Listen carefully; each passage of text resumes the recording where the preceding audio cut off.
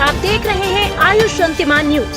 हम बनेंगे आपकी आवाज। पिछली गहलोत सरकार में राजस्थान पैरामेडिकल काउंसलिंग एवं ग्रुप 3 सचिवालय जयपुर की लापरवाही की वजह से निजी पैरामेडिकल यूनिवर्सिटी के बच्चों का बिना रजिस्ट्रेशन के जीवन बर्बाद है और भविष्य को लेकर बच्चे तनाव में हैं और चिंताग्रस्त भी नजर आ रहे हैं। राजस्थान के विभिन्न निजी विश्वविद्यालयों द्वारा पैरामेडिकल कोर्सेज किए हुए विद्यार्थियों के साथ राजस्थान पैरामेडिकल काउंसिल द्वारा समय समय पर विभिन्न प्रकार के संकट पैदा किए जाते हैं, जिसकी वजह से राजस्थान के पैरामेडिकल डिग्रीधारी विद्यार्थियों और उनके परिवारजनों में राज्य सरकार के प्रति आक्रोश पैदा हो रहा है और बच्चे मानसिक तनाव और भविष्य की चिंता को लेकर ग्रसित हैं। सभी निजी विश्वविद्यालय राज्य सरकार द्वारा विधानसभा के एक्ट द्वारा स्थापित किए गए हैं और उन्हें उनके शेड्यूल 2 और सेक्शन 4 में पैरामेडिकल कोर्सेज चलाने की इजाजत दी गई है। अभी तक राजस्थान पैरामेडिकल काउंसिल केवल डिप्लोमा एवं Rajasthan university of health science से अप्रूव्ड कॉलेज को डिग्री पैरामेडिकल कोर्सेज को ही मान्यता और रजिस्ट्रेशन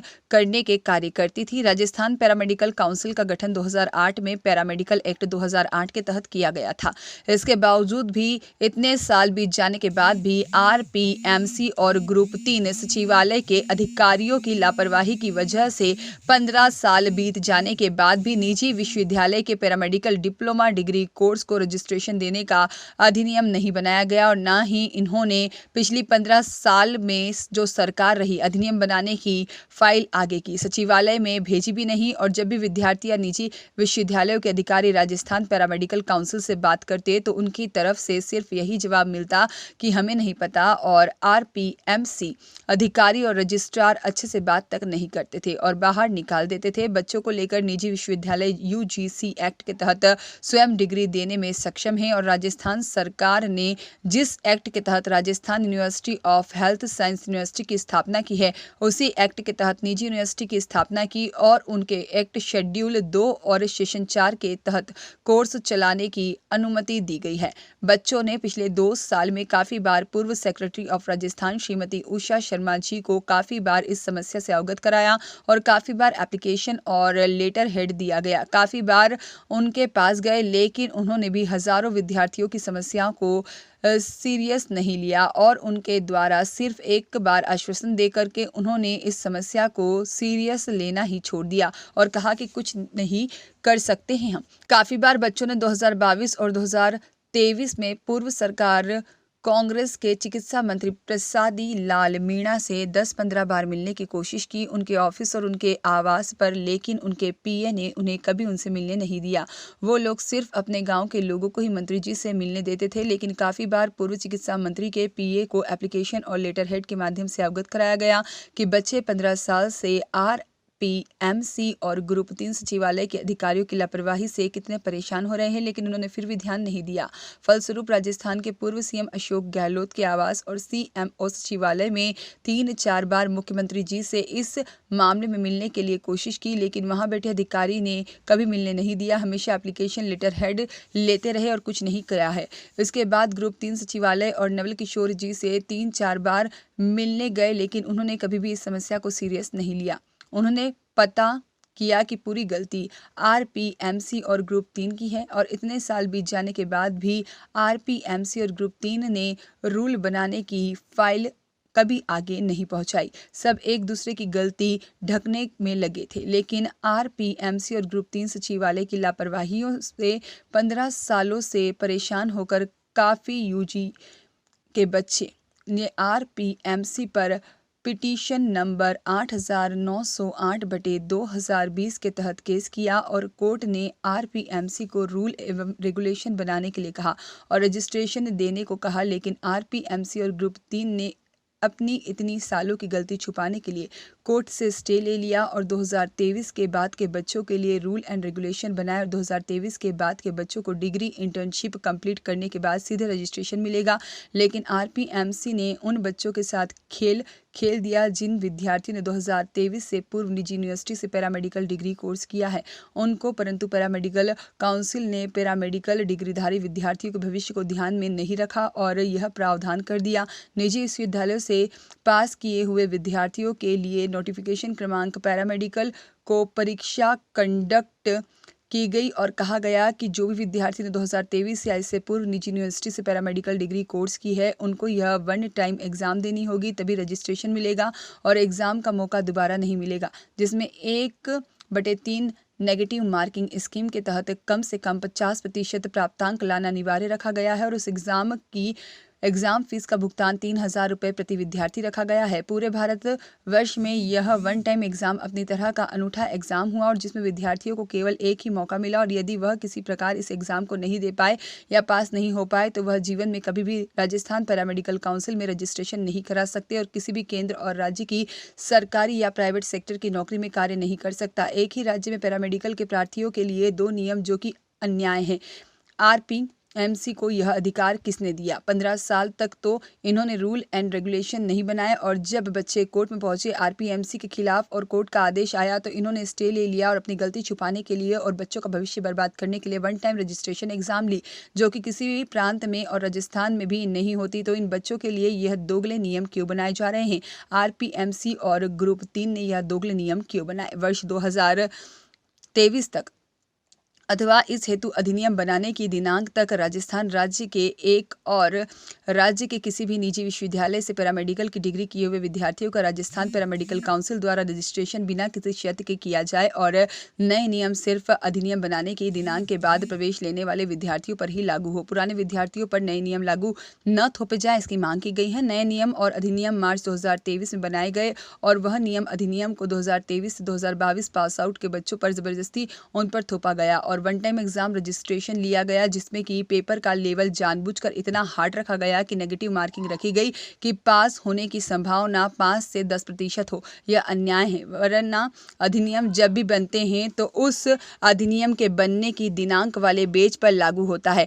RPMC ने इन सभी बच्चों का जीवन बर्बाद करके रख दिया है। वह भी पूर्व रजिस्ट्रार कैलाश नारायण मीणा के गलत फैसले ने यह सब किया है। क्या बच्चों के 4 साल के कठिन परिश्रम, समय, तपस्या, धन की भरपाई राजस्थान सरकार या कैलाश नारायण मीणा कर देंगे? अतः बच्चों का भविष्य ध्यान में रखते हुए बच्चों को रजिस्ट्रेशन दिया जाए। और क्योंकि श्रीमान RPMC ने इन तरह के संगठन बनाए हुए हैं कि वे नहीं चाहते हैं कि निजी यूनिवर्सिटी के बच्चों का रजिस्ट्रेशन हो, क्या RPMC इतनी बड़ी है जो union grant commission UGC approved degree को मान्य नहीं करे और सरकारी यूनिवर्सिटी भी UGC अप्रूव्ड होती है? इसलिए निजी यूनिवर्सिटी और सरकारी यूनिवर्सिटी को समान अधिकार है कोर्स चलाने का। राजस्थान में RPMC का इस तरह का अनूठा कानून बच्चों में सरकार के प्रति और यहाँ के भ्रष्ट अधिकारियों के प्रति आक्रोश पैदा करता है, क्योंकि जो राज्य अपनी मेडिकल की गुणवत्ता के लिए जाना चाहता है, जैसे तमिलनाडु, कर्नाटक, केरला, वहां पर ऐसे अनूठे कानून नहीं है। बच्चे लाखों रुपए की फीस देकर के प्राइवेट यूनिवर्सिटी और राजस्थान सरकार के शेड्यूल 2 और सेक्शन 4 से संचालित एडमिशन लेते हैं और इसके बाद में माता पिता कर्जा करके उन्हें पढ़ाते लिखाते हैं, लेकिन ग्रेजुएशन कंप्लीट होने के बाद भी बच्चे परेशान होते नजर आ रहे हैं। हजारों बच्चों की जिंदगी का सवाल है, ना तो वह सेंट्रल गवर्नमेंट में अप्लाई कर सकते हैं और न ही स्टेट में, और उनके अधिकारों को काफी ज्यादा ठेस पहुंचाई जा रही है। आपके अधिकारियों ने बच्चों के साथ बहुत बुरा किया। न तो सरकारी अधिकारी को फिक्र है और न ही सरकार को। कई विद्यार्थी 15 साल से इसके लापरवाही से डिप्रेशन में जा चुके हैं और परेशान होकर कहीं गलत कदम न उठा ले जैसी स्थिति भी बन सकती है। अतः सरकार से निवेदन किया गया कि ग्रुप 3 सचिवालय जयपुर और राजस्थान पैरामेडिकल काउंसलिंग पर सख्त कार्रवाई करके संज्ञान ले और रजिस्ट्रेशन दिलाया जाए। हम सब पैरामेडिकल स्टूडेंट्स हैं और हमने BSc MLT अपेक्स यूनिवर्सिटी से की है और हम 2019-22 के बैच के स्टूडेंट्स हैं। हमने BSc MLT पास तो कर ली है, बट आपको एक चीज़ बताता हूँ कि हम सब क्या एक्चुअल में मिडिल क्लास फैमिली से बिलोंग करते हैं। सबके पेरेंट्स ने कैसे न कैसे पैसे लगा के यूनिवर्सिटी के अंदर आज हमें कोर्स तो करा दिया है, लेकिन अब कोर्स करने का कोई मतलब नहीं रहा है। हमने कोर्स तो कर लिया है, बट नौकरी के तौर पे कुछ भी नहीं मिल रहा है। हम प्राइवेट यूनिवर्सिटी के प्राइवेट हॉस्पिटल्स के अंदर भी ज्वाइन नहीं कर पा रहे हैं। क्यों नहीं कर पा रहे हैं? क्योंकि RPMC से हमारे पास रजिस्ट्रेशन नहीं है। प्लस में अभी जो वैकेंसी आई है इसमें भी हम एलिजिबल नहीं है, जबकि हमारे से प्राइवेट हॉस्पिटल भी रजिस्ट्रेशन मांग रहे हैं। आप ये चीज़ देखिए। और अभी जो ये वैकेंसी आई है ना, गवर्नमेंट के अंदर हम कहीं पे भी अप्लाई नहीं कर सकते। क्यों नहीं कर सकते? क्योंकि एक ही चीज़ है कि हमारे पास रजिस्ट्रेशन नहीं है। कि RPMC जो 2014 के अंदर बनी है, तो भाई उसका ये सब कुछ उस पर डिपेंड करता है। भाई वो हमें सारा रजिस्ट्रेशन वगैरह सब कुछ इशू करा है, वो स्टूडेंट्स की जितनी भी जिम्मेदारी है वो सारी उठाएँ, बट वो ऐसा नहीं कर रही है। अब इसमें मैं आपको बता देता हूँ कि हमने रजिस्ट्रेशन के लिए गए थे, हम RPMC भी गए थे, रजिस्ट्रार सर से बात की वहाँ पे हमने, तो रजिस्ट्रार सर ने हमसे अभ्रता सर से बात की, मतलब अच्छे से हमारी बात नहीं सुनी। जब हमने ये सारे क्वेश्चन रखे कि भाई महात्मा गांधी यूनिवर्सिटी है प्लस में जो निम्स यूनिवर्सिटी है, इनका पहले रजिस्ट्रेशन किया गया था 2018 बैच को। जो महात्मा गांधी यूनिवर्सिटी है उसके स्टूडेंट्स को उन्होंने रजिस्ट्रेशन दिया था, बट किसी न किसी नियम विनियम के अकॉर्डिंग तो दिया होगा। ये चीज़ देखिए आप। मैं सभी पैरामेडिकल स्टूडेंट्स भाइयों से कहना चाहूँगा कि भाई अब जो रजिस्ट्रेशन दिया वो किस रिगार्डिंग दिया है, नियम विनियम अभी क्यों बन रहे हैं। अब हमारे पास क्या है, सारे लीगल डॉक्यूमेंट्स हैं हमारे पास। जो राजस्थान गवर्नमेंट ने जब भाई रजिस्ट्रेशन ही नहीं है कॉलेज के पास में, तो भाई ये कोर्स चलाने का मतलब क्या हुआ। पैरामेडिकल आर्ट एक्ट के अंदर दे रखा है हमारे, और ये हमारा जो अप्रूवल है वो राजस्थान गवर्नमेंट से लिया हुआ है, जिस गजट के अंदर साफ साफ दे रखा है 8वें सेक्शन के अंदर, और हमारा कोर्स भी आ रखा है उसके अंदर भी आप पैरामेडिकल चला सकते हैं। तो आपका रजिस्ट्रेशन रही, रजिस्ट्रेशन की बात वो आरपीएमसी करती है। तो आरपीएमसी में ये दे रखा है, जो मैं आपको अभी पढ़ के सुना देता हूँ। पैरामेडिकल काउंसिल एक्ट 2008 की धारा 28 एवं पैरामेडिकल काउंसिल रेगुलेशन 2014 की धारा 52 में पैरामेडिकल पाठ्यक्रम का संचालन करने के लिए राजस्थान पैरामेडिकल काउंसिल से मान्यता प्राप्त किए जाने का स्पष्ट प्रावधान है। तो इसके रिगार्डिंग भी हमने 2018 के अंदर जो लेटर लगाया है, तो उसका सीधा सट हमें जवाब ये दिया गया है कि आपके पास क्या विनियम नियम बन रहे हैं अभी, इसमें कोई अभी मतलब स्पष्ट रूप से रजिस्ट्रेशन नहीं दिया जा रहा है। बट मैं ये पूछना चाहता हूँ कि भाई जो महात्मा गांधी यूनिवर्सिटी है प्लस में जो निम्स यूनिवर्सिटी है, तो इनको किस तरीके से रजिस्ट्रेशन दिया गया जब विनियम नियम बन ही नहीं रहे। तो बस गवर्नमेंट से हमारी इतनी सी गुजारिश है कि ये जो 31 दिसंबर से लेकर 29 जनवरी तक की जो वैकेंसी है सीफू के थ्रू आई है, इसमें हम एलिजिबल हो जाएं, क्योंकि हमारा रजिस्ट्रेशन हो जाएगा तो हम एलिजिबल हो जाएंगे। हमें सिर्फ आरपीएमसी से रजिस्ट्रेशन चाहिए और कुछ नहीं चाहिए। हम चाहते हैं कि जो प्रसादी लाल मीणा जी हैं वो इसकी ओर ध्यान दें, सभी स्टूडेंट्स का भविष्य। आप खुद देखिए कम से कम 6000 स्टूडेंट्स हैं जो डिग्रीधारी स्टूडेंट्स हैं, बट उनके पास रजिस्ट्रेशन नहीं है। बाकी डिप्लोमा वाले सभी के पास स्टूडेंट्स के पास रजिस्ट्रेशन है, बट बात वो नहीं है कि उनके पास है कि नहीं है। बात ये आ रही है जो स्टूडेंट्स का भविष्य ख़राब हुआ है। इतने सारे स्टूडेंट्स हैं जो प्राइवेट यूनिवर्सिटी के अंदर अपना डिग्री कोर्स कर तो लेते हैं, बट बात यहीं अटक जाती है कि उनके पास रजिस्ट्रेशन नहीं है, और रजिस्ट्रेशन के बिना बिल्कुल मतलब बेरोज़गार है। जैसे कि मैं आपके सामने हूँ, मैं एक तरह से बेरोज़गार हूँ। मैं कहीं पे भी ना फॉर्म अप्लाई कर पा रहा हूँ, ना सरकारी गवर्नमेंट जॉब के लिए एलिजिबल हूँ, क्योंकि सिर्फ एक आरपीएमसी की वजह से आरपीएमसी हमें रजिस्ट्रेशन नहीं दे रही है सभी स्टूडेंट्स के लिए। मैं सिर्फ पैरामेडिकल स्टूडेंट्स की बात करना चाहता हूँ कि सभी को आप रजिस्ट्रेशन दो और जल्दी से जल्दी इनकी तरफ ध्यान दो। जो 29 जनवरी तक है इसकी लास्ट डेट, हम इसमें एलिजिबल हो जाएं, आराम से इसमें वैकेंसी को फिलअप कर पाएँ। और तो आप लोग सचिवालय कैसा आना हुआ आप लोगों का? देखो प्राइवेट यूनिवर्सिटीज़ के सारे बच्चे हैं और ये मामला प्राइवेट यूनिवर्सिटीज़ का है। किस चीज़ का मामला है ये? ये प्राइवेट यूनिवर्सिटीज़ का मामला है। प्राइवेट यूनिवर्सिटीज़ में जिन बच्चों ने 4 साल का या 2 साल का डिप्लोमा डिग्री कोर्स किया था पैरामेडिकल का, उसका ये मामला है। तो किस चीज़ के मतलब मामला है ये? ये मामला है कि राजस्थान पैरामेडिकल काउंसिल ने अभी हाल ही में थोड़े दिन पहले एक वन टाइम रजिस्ट्रेशन नाम से एग्ज़ाम करवाया, मतलब कोर्स कंप्लीट करने के बाद एग्ज़ाम सुप्रीम कोर्ट के दिशा अनुसार कराया गया था। इसमें हुआ क्या कि जो नियम बनाए गए थे वो इतने कठिन थे कि बच्चे इस एग्ज़ाम में पास ही नहीं कर पाए। क्या नियम थे जो कठिन बता रहे? 50% नंबर लाना अनिवार्य था। इसके साथ साथ नेगेटिव मार्किंग के साथ 50% लाना अनिवार्य था। तो लगभग रिजल्ट ट्रायल्स का मात्र और मात्र 13% ही बच्चे इस परीक्षा को पास कर पाए। बाकी जो 87% बच्चे थे वो इस परीक्षा में फेल हुए। अब जो 87% जो बच्चे फेल हुए, जिन्होंने 4 साल की डिग्री की है, 2 साल का डिप्लोमा किया है और लगभग 3-4 साल से वो कोर्ट में भी संघर्ष रहता है, सचिवालय में अधिकारियों के मंत्रियों के चारों तरफ चक्कर निकाल रहे हैं, मतलब टोटली मैं बात कहूँ तो ये लगभग 7-8 साल से बच्चे संघर्ष कर रहे हैं। और इस संघर्ष का परिणाम ये निकला कि आप एक एग्ज़ाम दो, उस एग्ज़ाम में इतने कठिन नियम बनाओ और उस कठिन नियमों के बाद 87% मतलब आधे से ज़्यादा बच्चे फेल, और उसके बाद आपको कोई दूसरा मौका नहीं। मेरा कहना ये है कि ऐसा नियम अगर हम किसी IAS RAS जिस तरह से रजिस्ट्रार साहब ने या IAS अधिकारियों ने या मंत्रियों ने जिस तरीके से नियम बनाए हैं, तो उनको सोचना चाहिए कि 4 साल का कोर्स करने के बाद ऐसे नियम कैसे बना दिए जाते हैं। क्योंकि अगर वो भी आज अगर मंत्री पद पे हैं या वो IAS बने हुए हैं या फिर RAS बने हुए हैं, तो उनको भी कम से कम 2-3-4 मौके मिले होंगे। क्योंकि एक मौके में तो हो सकता है कि पास हुए हो, नहीं हुए हो, या विधायक हैं वो 4 साल से मान लो संघर्ष कर रहा है अपने क्षेत्र में और उसको टिकट मिल दिया जाता है और एक बार वो चुनाव हार जाता है, तो क्या वो विधायक दोबारा चुनाव लड़ने के लायक नहीं रहता? क्या उसको दोबारा किसी भी प्रकार का चुनाव लड़ने के काबिल नहीं रहता? क्या कोई IAS है वो परीक्षा पास नहीं कर पाता पहली बार में, तो क्या वो दोबारा IAS की परीक्षा नहीं दे सकता या किसी प्रकार की कोई भी प्राइवेट जॉब नहीं कर पाता? सेम ये समस्या हमारे साथ उजागर हुई। तो आप यहाँ पे किससे मिलने आए हैं और किससे आज मिले? हमारी मुलाकात मुख्य सचिव मैडम से हुई थी और हमारे मुख्य सचिव जो शासन सचिव है सुब्रा सिंह मैडम, उनसे हुई थी। सुब्रा सिंह मैडम से ये मुलाकात हुई थी, काफ़ी दिनों से हम मुलाकात कर रहे हैं। आज उन्होंने ये बात का निष्कर्ष निकाला है कि 2 से 3 दिन के अंदर या मंडे तक या मंगलवार तक आप लोगों के मामले को लेकर मैं जितने भी इस परीक्षा में अधिकारी जुड़े हुए हैं, इन्वॉल्व हैं या जुड़े हुए हैं, इन सभी से मिलकर मैं जो है एक मीटिंग करवाऊंगी और आप लोगों के लिए जितना कर सकते हैं हम डिपार्टमेंट की तरफ से उतना करने की कोशिश करेंगे।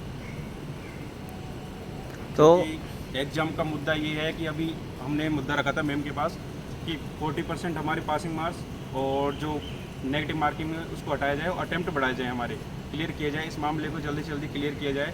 तो उन्होंने ये आश्वासन दिया था कि मैं एक मीटिंग बुला के सभी जो अधिकारी इसमें इन्वॉल्व हैं उनको बुला के एक मीटिंग करते हैं। उसके बाद आपका जो भी निष्कर्ष निकलता है अटेम्प्ट के लिए उन्होंने बोला है कि मैं करवाऊँगी, कोशिश करूँगी अपनी ऊपर जो भी हो जाएगा उसके ये मुद्दा हमने बताया था, ये उन्होंने रखा है, क्लियर किया है मुद्दा। क्योंकि ये एक प्रकार की योग्यता एग्जाम थी, योग्यता परीक्षा थी और किसी भी इंडिया में बहुत सारी योग्यता परीक्षाएं होती हैं, किसी में भी नेगेटिव मार्किंग होती नहीं है। पहली बात तो चाहे मैं मेडिकल काउंसिल के अंदर फोरेंसिक MBBS करने वाले स्टूडेंट यहाँ पे एग्जाम देते हैं या ऑल इंडिया बार काउंसिल जो वकील होते हैं जब वो अपना रजिस्ट्रेशन कराते हैं बार काउंसिल के अंदर उनका एग्जाम होता है, तो किसी में भी नेगेटिव मार्किंग होती नहीं है। और जो मिनिमम क्वालिफिकेशन जो मार्क्स होते हैं वो 40% है विदाउट नेगेटिव मार्किंग। साथ साथ सिलेबस का वेटेज फिक्स होता है कि इस सब्जेक्ट से इतने क्वेश्चन आने हैं, इतने नंबर के क्वेश्चन आने हैं, तो बच्चा उस प्रकार से प्रिपेयर होकर एग्जाम दे सकता है। लेकिन हमारे यहाँ पर पहली बार एग्जाम हुई थी तो ये जो पूरा खेल किया गया, एक साजिश के तहत किया गया कि इन बच्चों को कैसे फेल किया जाए और इस मामले से कैसे छुटकारा पाया जाए, ये पूरी रणनीति RPMC के रजिस्ट्रार साहब की है। और रजिस्टर साहब का क्या नाम है बताएंगे आप एक बार? कैलाश नारायण मीणा जी है, ये जहाँ पे भी जाते हैं इस मामले को पूरे को मिसगाइड करने का काम करते हैं और बच्चों की ज़िंदगी के साथ ये खेल रहे हैं। काफ़ी बार पैरामेडिकल में काफ़ी इनसे ऐसे काम हुए हैं जो बच्चों की भविष्य को दाव पे लगा रहे हैं और बच्चों के भविष्य इस तरह से खेल रहे हैं कि बददुआएं बच्चों की इनको लग रही है। मैं तो यही कहूँगा कि मांग आज मैडम से की है और मैडम ने हमें सकारात्मक सुझाव, सकारात्मक आश्वासन दिए हैं। उम्मीद है जल्दी कोई ना कोई हमारे पक्ष में मैडम फैसला करेगी और हमारे भविष्य को लेकर मैडम भी चिंतित है और हमारा भविष्य सुरक्षित हो पाएगा। और हमारा जो 5 साल का कैरियर है उसको उन्होंने एक एग्जाम से जोड़ा है, सिर्फ एक एग्जाम से। जो भी ये रजिस्ट्रेशन नहीं मिलेगा तो आपकी लाइफ में क्या चेंजेस आ जाएंगे? हमारी लाइफ में चेंजेस आएंगी। हमें रजिस्ट्रेशन नहीं मिलेगा तो हमें कोई भी प्राइवेट सेक्टर में भी कोई जॉब नहीं मिलेगा, ना ही हम आगे कुछ कर सकते हैं विदाउट रजिस्ट्रेशन। इसलिए हमारे लिए जिंदगी बर्बाद है सर। चैलेंज तो क्या आएंगे आप खुद सोच सकते हो। 4 साल डिग्री करने के बाद 2 साल कोर्ट में लटके रहे, फिर 1 साल सचिवालयों में चक्कर निकालते रहे, मतलब आप 7 साल मानिए इस बात को। और 7 साल तक अगर कोई आपको न्याय नहीं मिलता ना तो इंसान के दिमाग में नेगेटिव थॉट्स आते हैं और नेगेटिव थॉट्स लाने के लिए मजबूर किया गया अधिकारियों, मंत्री और नेताओं को। हमारी मांग जल्द से जल्द मानी जाए, अन्यथा हम कोई बड़ा कांड करेंगे, बड़ा कार्य करेंगे। विदाउट रजिस्ट्रेशन कुछ भी नहीं है, 12th पास है सारे अभी जो खड़े हैं यहाँ पे। श्रीराम इंदौरिया की रिपोर्ट।